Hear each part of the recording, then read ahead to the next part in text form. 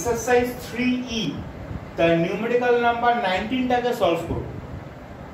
আগে আমি কোশ্চেনটাকে read out করছি, ভালো করে শুনে নাও। A pebble is dropped freely in a well from its top. It takes 20 seconds for the pebble to reach the water surface in the well. Taking g is equal to 10 meter per second square and speed of sound 330 meter per second, find Roman 1 the depth of water surface and Roman 2 the time when echo is heard after the pebble is dropped. তাহলে কি বলছে, আগে সিনারিওটাকে বুঝি। বলছে একটা well মতো আছে, এবার এখান থেকে একটা স্টোনকে ড্রপ করেছে, তাহলে স্টোনটা এখানে গিয়ে স্ট্রাইক করছে, সেটার জন্য সাপোজ ধরো টাইম লাগছে t1। এবার এখানে ধরো ওয়াটার বডি কিছু একটা রয়েছে, তো pebble to reach the water surface, তাহলে এখানে যে এটা ধরো এখানে ওয়াটার সারফেসটা এখানে আছে, তাহলে ওয়াটার সারফেসে যখন স্টোনটা হিট করছে যে টাইমটা লাগছে সেটা t1। এবার এখানে যে স্প্ল্যাশিং সাউন্ডটা যেটা জেনারেট করবে সেই সাউন্ডটা হচ্ছে আবার এই টপ পয়েন্টে আবার রিচ করবে, সাউন্ডটা উঠে আসবে, সাউন্ডটা উঠে আসতে টাইম লাগবে সাপোজ t2। তাহলে টোটাল যে টাইমটা, সেই টোটাল টাইমের তাহলে দুটো ক্লাসিফিকেশন আছে। একটা হচ্ছে time taken by the stone to reach at the surface of the water, আর সেকেন্ড টাইম যে t2 সেই টাইমটা কি, time taken by the sound wave to move up the topmost position or topmost point. তাহলে দুটো টাইমের এখানে breaking আছে। তো ফার্স্টে আমাদের যেটা বলেছে যে ডেপথ অফ ওয়াটার সারফেস, তাহলে ডেপথ অফ ওয়াটার সারফেস বলতে তার মানে যেটা সেটা হচ্ছে এখানে pebble to reach the water surface, the depth of water surface বলতে তার মানে এখানে অ্যাকচুয়ালি এই ওয়াটার সারফেসের ডেপথ বলতে ওয়াটার সারফেসটা এই ওয়েলের যে টপমোস্ট পয়েন্ট সেখান থেকে কতটা ডেপথে আছে, তার মানে অ্যাকচুয়ালি হাইটটাকে আমাদের ফাইন্ড করতে বলেছে, মানে স্টোনটা কতটা হাইট ডিসেন্ড করছে সেটা আমাদেরকে ফাইন্ড করতে হবে।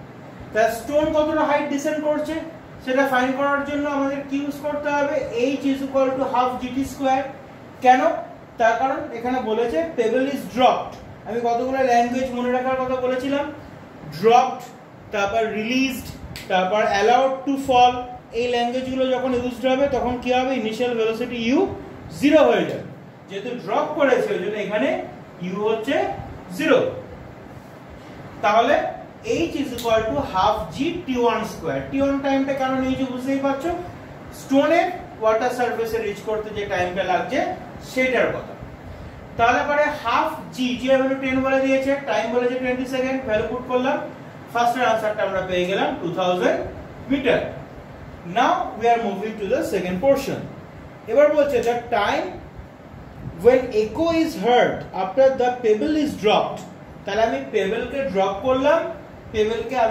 করলাম, পেবেলটা সারফেসে গেল, গিয়ে ওখানে স্ট্রাইক করে আবার স্ট্রাইক করলো বলে যার জন্য সাউন্ড ওয়েভটা ওর উপরের দিকে উঠে আসছে। তাহলে আমি পেবেলকে যে মোমেন্টে আমি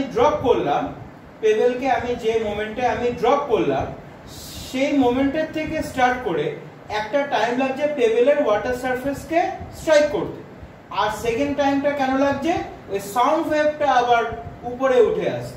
তাহলে দুটো টাইমকে আমাকে তাহলে অ্যাড করতে হবে। তাহলে ফার্স্টের টাইমটা তো ওরা কোশ্চেনে বলেই দিয়েছিল 20 সেকেন্ড। সেকেন্ড যে টাইমটা সেটা এখানে তোমাকে কিন্তু লিখে নিতে হবে, আমি জাস্ট এখানে হিন্ট দিয়েছি বলে লিখিনি, কিন্তু এখানে তোমাকে লিখে নিতে হবে t2 যেখানে লেখা আছে তার আগে লিখে নিতে হবে time taken by the sound wave to move up। ঠিক আছে, এইটা তোমাকে কিন্তু লিখে নিতে হবে। তাহলে t2 is equal to h by vs, এখানে vs হচ্ছে velocity of the sound। h height আমরা পেয়ে গেছি 2000 metre, velocity of the sound কোশ্চেনে দিয়ে দিয়েছে 330। আমরা এরকম একটা ফর্মে আনছি তাতে আমাদের পরে ক্যালকুলেশনে সুবিধা হবে।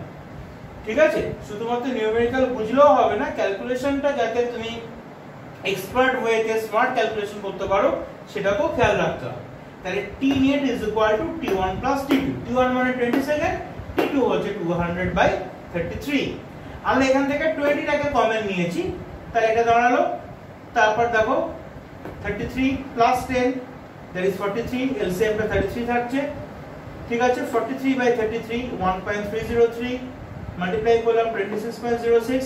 তুমি এখানেও আনসারটাকে লিস্ট করতে পারো, যেহেতু এবার বইতে আনসারটা যেরকম দিয়েছে ওই ফরম্যাটটা আমরা দিতে চাইছি, ডেসিমালের পরে একটা নাম্বার ওরা গেছে, আর যেহেতু এখানে 6 হচ্ছে গ্রেটার দ্যান 5, এটা ম্যাথমেটিক্সেও পড়েছো, গ্রেটার দ্যান 5 যেহেতু, ওই জন্য আগের প্রিভিয়াস নাম্বারের সঙ্গে 1 অ্যাড হবে, ঠিক আছে। প্রিভিয়াস নাম্বারের সঙ্গে এখানে 1 অ্যাড হয়েছে, and the answer becomes 26.1 second.